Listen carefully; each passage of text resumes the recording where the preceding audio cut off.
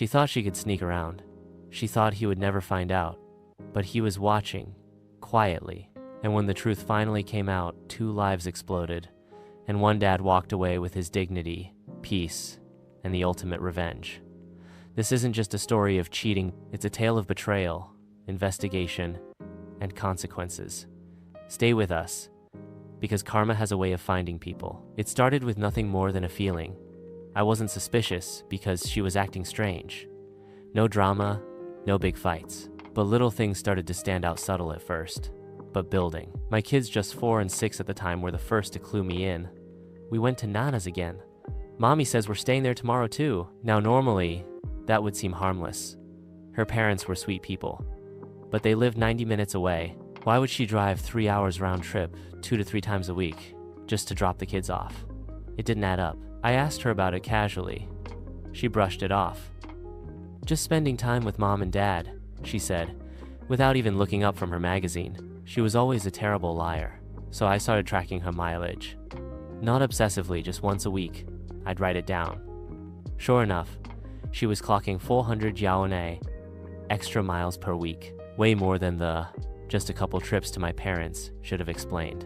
That's when the gut feeling became a pit in my stomach. One evening, she left her AOL password on a sticky note next to the keyboard. I stared at it for 10 full minutes. I didn't want to be that guy.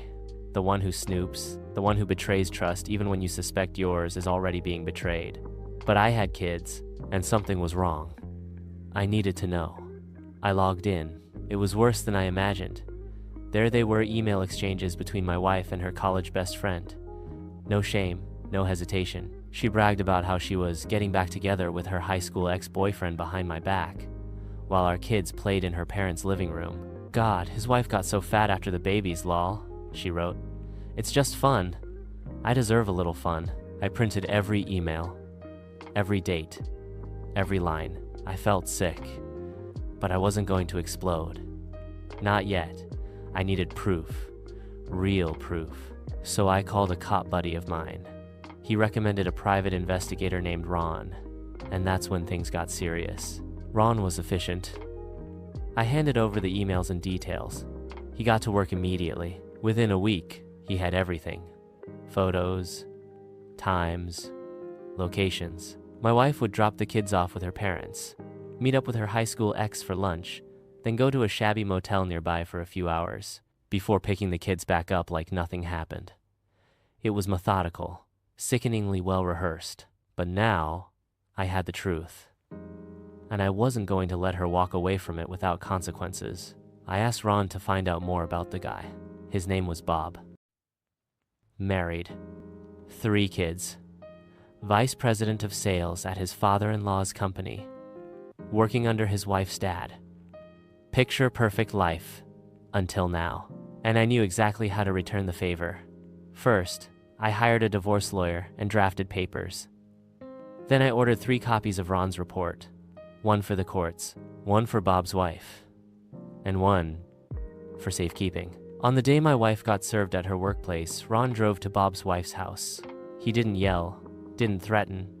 He just handed her the file and said, "You deserve to know." That's all it took. Within days, Bob's life collapsed. His wife cleaned out their joint account, took the kids, and left. Then she called her dad Bob's boss. Bob was fired that week. Oh, and the house? Owned by her parents. He got evicted too. Suddenly, the smug cheater had nothing. No job, no family, no home. The divorce between Bob and his wife turned nuclear. Physical fights, restraining orders. Bob even got arrested after a confrontation at the house turned violent. Their brother broke his nose. The public court records told the story, but the gossip? That told it louder. As for me, I kept my cool. I didn't yell at my wife, didn't humiliate her. We finalized the divorce. She got shared custody, which was fair, but I never engaged beyond the kids again. Even now, with both of them grown up, I keep my distance. She's their mother, not mine. That's all that matters. I don't hate her, but I'll never forget what she did, or how she tried to destroy a family for a thrill. Bob? He vanished, deleted all social media, left the state.